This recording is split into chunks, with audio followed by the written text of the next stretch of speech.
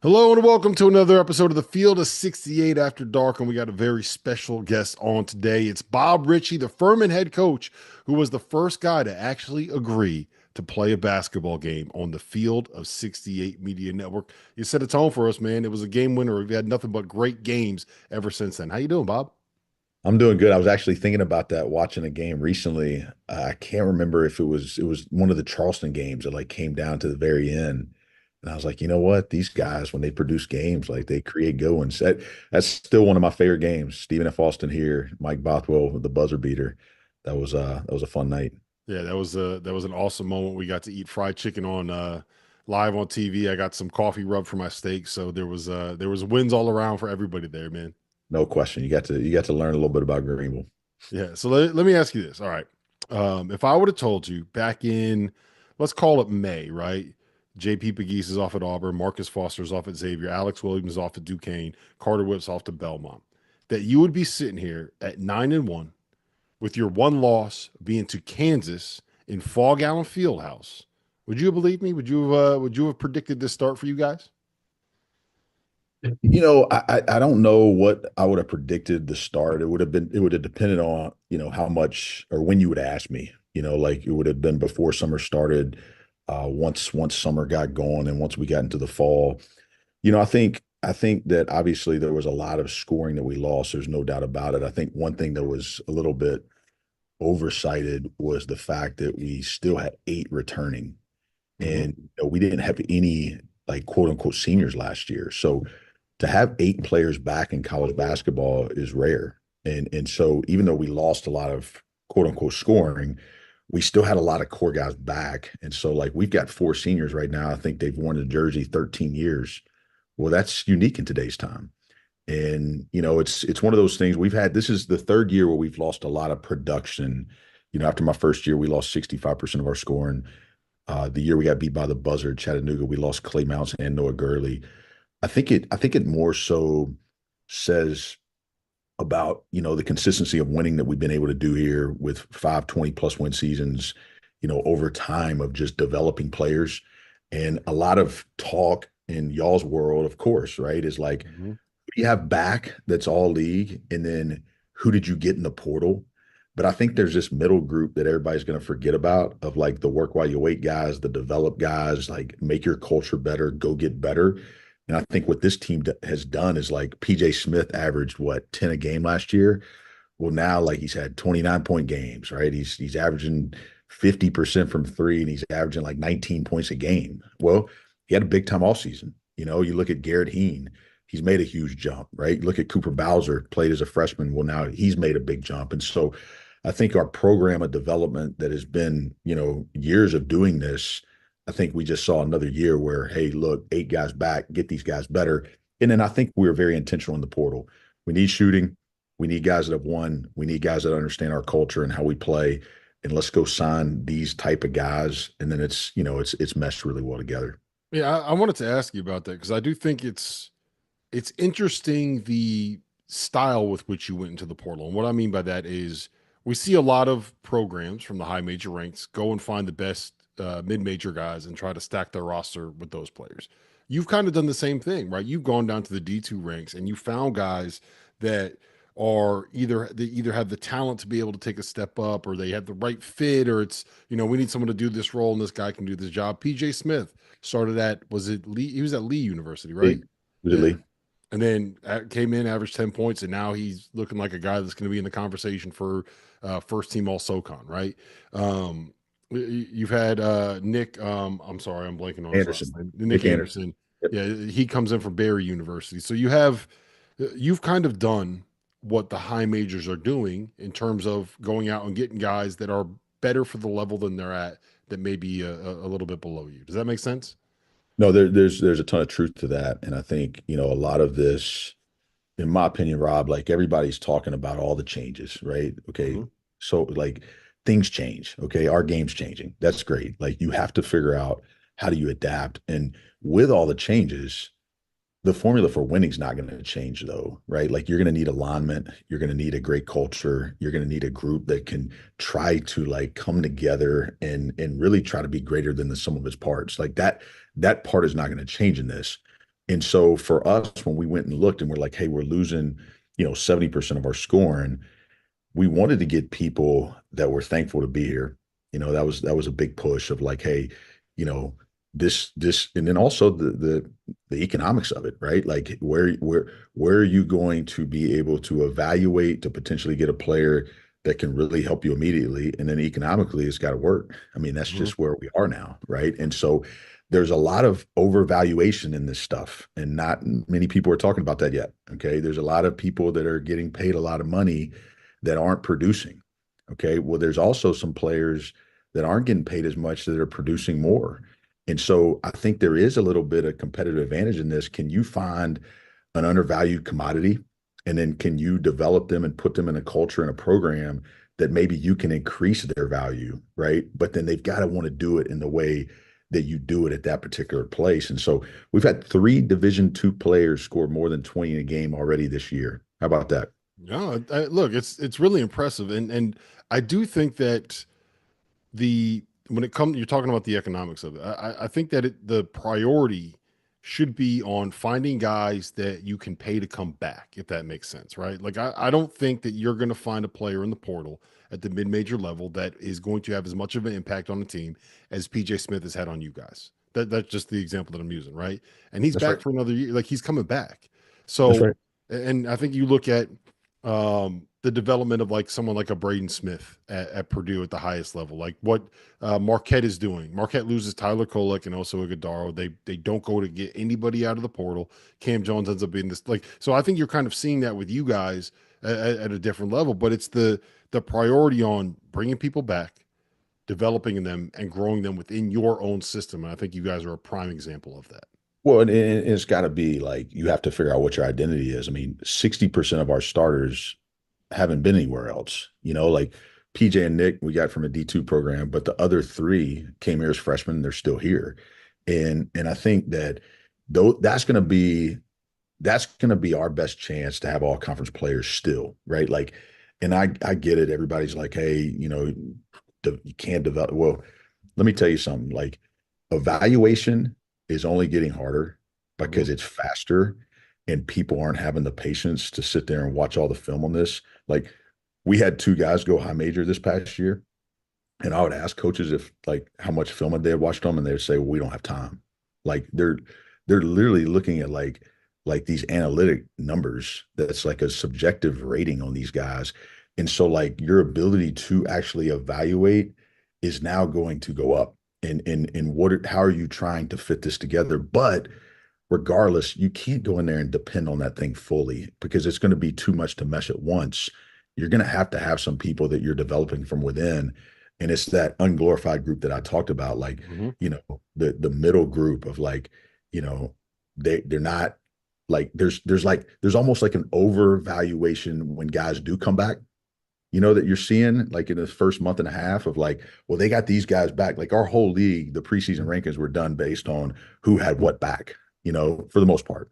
And you're not necessarily talking about, okay, well, what are they developing from within? And I think that's where our staff and our players have done a great job of just, hey, this is who we are. This is what we're going to be. And let's just go try to be that to the best of our ability. Yep, and it's working for you guys so far this year. I want to talk about this team and what you guys have done so far this year specifically, but I want to start with this. So, we all remember the Duke Kansas game that got played in Vegas. It was a primetime matchup, 2 blue bloods, one of the most exciting games that we saw this season. And it was only the opening act because the real big game of the nightcap in that was Seattle taking on Furman out in Las Vegas. Just can you talk to me a little bit about how that came to fruition and what that you had front row seats to a great college basketball game and you got to go play in one of the nicest arenas out there in Vegas. It was a really cool experience for our players. And, they called us, I guess ESPN contact is probably like in June. And they said, hey, look, we need somebody to come out here and play after Duke, Kansas. And then one of y'all has to go to Kansas and play. And so when I got the job, Rob, there were 7 schools I wrote down. So I'm going to get one shot at this. I want to play in these 7 venues. Okay. Well, we've done 5 of the 7 now. So Kansas was one, being able to go to, Allen Fieldhouse was just something as a kid, like you're just like, man, I want to experience that. And so We got two left. We haven't been to Rupp yet, and we want to experience that. And then I grew up in Columbia, and I've never been able to coach a game as an assistant or a head coach at South Carolina. So those are the two left. But we've done Duke, we've done North Carolina, we've done Villanova, we've done Louisville, we've done Kansas, and it was one of those things where it's like, okay, we get to go play on ESPNU, we get to play in a really cool arena. It's connected with this, Vegas. But what you don't think about when like you take that game is like you're sitting there in October and you're like, hold up now. We're not playing before Duke, Kansas. We're playing after. And by the way, that's going to be 8:30 at the minimum. So that's really 11:30 our time. Like, how are we going to do this? Like, are we going to have legs? Like, are we going to be asleep? So we ended up talking to like NFL teams that travel, through 3 hour time zone differences. And it wasn't so much just the time zone difference, it was how late the actual tip was going to be. I was doing post game radio after we won the Seattle game at 2:06 Eastern time. And so we had to go out a day early. We had to like stay up when we got there, sleep in. But you know what? Our guys really just kind of embraced the whole process of it. We had a road game before that in Charleston, at Charleston Southern. We had to fly to Vegas, played there Tuesday night. Super cool experience. And then we ended up having Thanksgiving in Kansas City, and then we went and played at Lawrence, Kansas, on that Saturday, and then we had the ASUN SoCon Challenge at Florida Gulf Coast on Wednesday. So we were Charleston, South Carolina, Las Vegas, Kansas City, Lawrence, Kansas, home for a couple nights, and then Fort Myers, Florida. Yeah, well, when you're putting together schedules, I'm sure the one thing you want to do in the non-conference is say, okay, we're going to play at home on November 15th against Tulane, and the next time we'll play at home is 3 weeks later against Princeton, right? That's the ideal non-conference schedule. Yeah, that was not smart. I mean, but for us to win 3 or 4, I mean, I I was don't. going to say, man, it worked out well for you. It was incredible, and our guys really battled in that Florida Gulf Coast game. We got down 13, and I was a little worried we were going to be a little flat legged, and they played really well, but then we kind of found a way to pull it out there late. But yeah, this we had a bunch of home games at the front. And but you know what? I was looking at it yesterday. It's one of the unique things in our business now. Like, the high majors don't really go on the road much. And so we've got 4 wins away from Greenville already. And I asked our SID, I said, hey, how many schools? And there were 19 schools that had done that. There were 0 high majors. It was all mid-major programs really. But, we've been off campus already, 5 times. We've won 4 of them. And I think it just continues to help our guys develop in the, what can potentially hopefully be a contender in our league. Well, yeah, you're going to have to, because I'm looking at your schedule right now. After you played home against South Carolina State on Saturday, you're at Harvard, at Western Carolina, at UNC Greensboro, and at the Citadel. You don't play at home again until January 11th. We I got don't I it. don't know if I'm breaking news to you there, but you got another 4 week stretch where you're not going to have a home game, Bob. Yeah, that's why we went ahead and did it, I guess, right? Like go practice the 4 games away from home, but it all balances out. That's the good thing about the league, right? It all balances out, and we'll have a stretch where we have a lot of home games on the back end. Is this all because Terrence Oglesby moved to Greenville and you just can't deal with him coming around to your games anymore? No, we've had to set our home schedule to try to make sure TO's available. So like we send the league blackout dates when he's not. So that's why we're having to go on the road, trying to get TO. Like if we can get 3 games, maybe. All right, let's I want to talk about PJ Smith again a little bit, and some of the guys you actually have on this roster still. And 18, 4-4, his shooting splits are 49, 48, and 80, I believe. When At what point did you realize that something like this was possible, like this kind of start to the season? I know you knew he was good. We talked to you in the preseason. You were excited about him, but like he's putting up, if you guys are in the mix for a league championship at the end of the season, he's doing this, he's going to be in the mix for league player of the year. Did you know that this kind of season was coming? Yeah, I mean, you could see as soon as the spring happened, you could see like his aggression really intensified. And we played him at the 2 last year, a little bit out of position just to get our best 5 players on the court, and we had JP coming back, and it's like, hey, we both want you out there, but at the end of the day, we had 2 point guards out there, and PJ's an elite shooter. There's no doubt about that, but he's also a really good point guard, and so to be able to get him to his true position. It was neat to see like immediately, like it was like okay, like this is what he's more comfortable doing. This is his natural position. So you knew you were going to get a little bit of plus from that. I think the neat thing about him that we didn't see, and I will say this kind of side note, I do think when you study all this transfer stuff, like second year, third year guys, you look at Sears at Alabama, and you look like a lot of times like you get that second year and like the system, the culture, the staff, like you see that bump, right? And so Mhm. I thought there was going to be a chance of that. He really, you go back to the Belmont game, and we were down what, 3 or 4, like a minute to go, and like we had a play on, and he kind of broke off the play and like ran and got the ball, and like, hey, and like went and scored it, cut it to 1 or 2. Then they missed the free throw, and he comes down and bangs a three for the win. And that happened the second game of the year, and it was kind of like his moment of saying, hey, listen, like this program's always had a guy at the end, and like I'm ready and willing to step into that role. And he's really taken that on. And I tell you what, we've had some really good point guards here. I mean, you go Mhm. from John Davis to Alex Hunter to JP Pegues to PJ Smith. If you just took all the faces off, and you talk about all conference guys, and you just put the numbers up there, what he's doing 10 games in is literally insane. I mean, it's like it's really, if you just put the numbers and compared it to other point guard performances, I mean, it's not only first team numbers. I mean, it's player of the year type numbers. Mhm.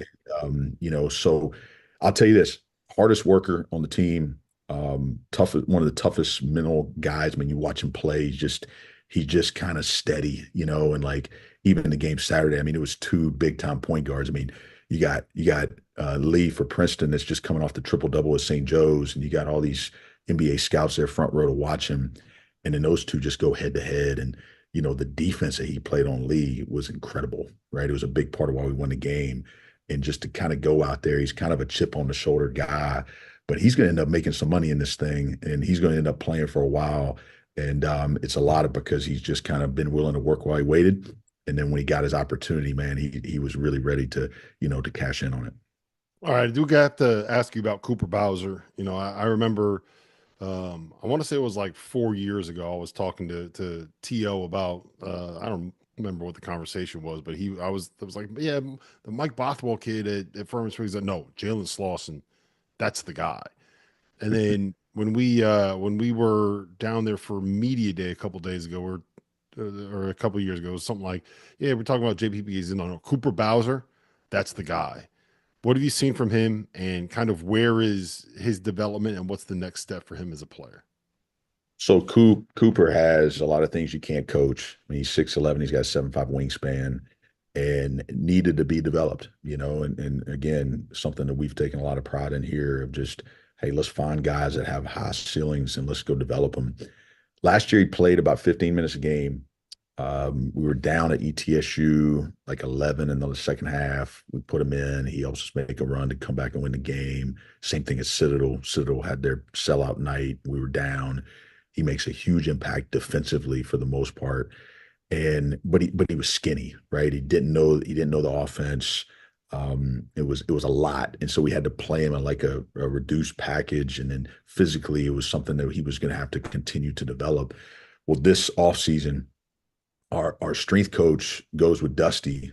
Matt Aldridge goes to Dusty in Michigan, and Matt Aldridge's been our strength coach the last 5 years. He's incredible, and so we had to fill that, and we ended up hiring the strength coach from UAB, and Coach John has been unbelievable.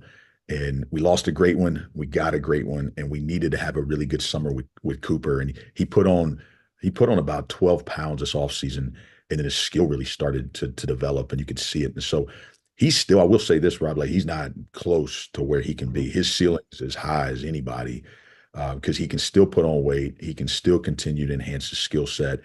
But if he can make another jump right now that he made this past year, then he's going to have a chance to be a phenomenal player in this league. He's just one of these guys, like he's a true like rim protector. I mean, you watch the Seattle game, he had 17 and 12 versus a really, really good team, but he really protected that rim, and it's all new to him, like every bit of it's new to him. But he's a guy like, hey, he's starting for us this year. He's had a tremendous start to the season, but I think his trend line is continued on a high slope. All right, so we got the holidays coming up, man. I know you're a big cook. You're a chef. You like to throw down in the kitchen. What's on the menu for Christmas Day in the Richie household? And you guys, do you do the Christmas Day dinner? Or is it Christmas Eve dinner? Like what's the menu like for the holidays for you guys? I mean, we got obviously a pretty short holiday around here, but like one thing I have done the last couple years, and I think it's kind of, I don't know how it is in every part of the country. I just know in the South, like growing up, you have the traditional Thanksgiving and the Christmas meals kind of the same. Mhm. So when, early when we were married, I told Jessica, I was like, you know what, like that's cool if we do turkey Thanksgiving, but like I want a good beef on Christmas. Like that's just what we're gonna do. And so it's kind of evolved over the years, but my last 3 years has been just a rib roast, smoked, coffee rubbed, like whole deal. You can't beat it, man. I mean, you just get a big, get a big 5 bone rib roast and let that thing go all morning. And then, you got Christmas Day, do the presents, and then, we end up eating good that night. And so we're gonna keep that trend up. We've always done it for Christmas Eve. Like you have the big dinner on Christmas Eve, and then you wake up Christmas morning, and you just like you make the breakfast, and you have the brunch, and you're just kind of eating all day, and you get the That's a good mimosas idea. going a little bit early. Like that's kind of what we done. That really only started when we had kids though, because we knew like we're gonna be up at 5 a.m. Everyone's gonna be excited about Santa coming, and you're just if you're up at 5 a.m. and I have no interest in trying to figure out how to be able to really like make dinner. I just want to sit around on the couch and eat eggs and eat bacon and watch kids play with toys all day. That sounds like a great day to me. That's a good idea. I'm gonna talk to the boss, see what Jessica thinks about that Yeah, I was with gonna the say Christmas Eve. we know you don't have a say in this. All right, last thing, then we'll get you out of here. If we look up in late February and Furman is right there competing with first place, whatever it is, you're in the mix for a SoCon regular season championship.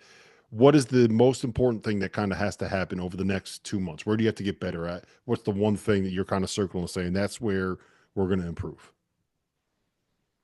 Yeah, I think that's the fun part about our team is like we're not close to a finished product. I think the best thing we're doing is we have alignment, right? Like we have alignment, staff, players, identity. This is how we have to win. We got to be great teammates. We got to fly around defense. We got to move and value the ball. We got to play to who we are. I think our defensive numbers have made a huge jump.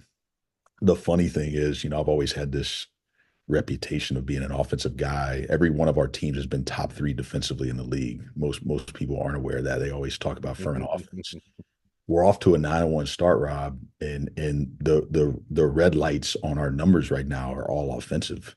Like we have some things that we can do better offensively. And so that's good, like, and part of that is Ed Bronson's a redshirt freshman that is going to continue. He'll be an all league kid in this league. And he was hurt in the preseason. He's somebody, I think he had 9 or 10 in the Seattle game. He'll continue to get better. Cooper, that we talked about, he's a sophomore. He's going to continue to get better. Tom House, hit a big shot in the Princeton game the other day, Florida State transfer. He's going to like we've got some guys that I think still have some growth there, right? Where we could get to, we usually average 70 or 80 points a game. Our defense is off the charts right now, right? So, we got to quit turning the ball over. We usually have always taken care of the ball. And we have a big team. These last 2 games, we've rebounded the ball better. I think it's got to be like as big as we are at this level. We've got to take care of this ball and we've got to make sure we handle the backboards. And we've done that the last 2 games. That's why we've won both of them. But I think just winning those, like the possession game, right? Can we not turn it over as much? Can we get a few more offense rebounds? Can we keep people off the glass and can we turn them over? I think that's where our growth is. So we're shooting the ball well. We only shot at 29% from three and still won the Princeton game somehow. But it's because Princeton only shot 38% from the floor. And that's been what we've kind of hung our hat on. Our defense has been I think our 3-point defenses this morning was 8th in the country. So we actually need to make a little bit of offensive improvement. That is the most coach speak way I've ever heard anybody say. Yeah, we stink offensively and we're 9-1. Just wait until we start getting these buckets again. That's the nicest way you could have put it, man. Listen, Bob, always appreciate you being here, man. It's great to catch up. Best of luck this season, and we'll see you down the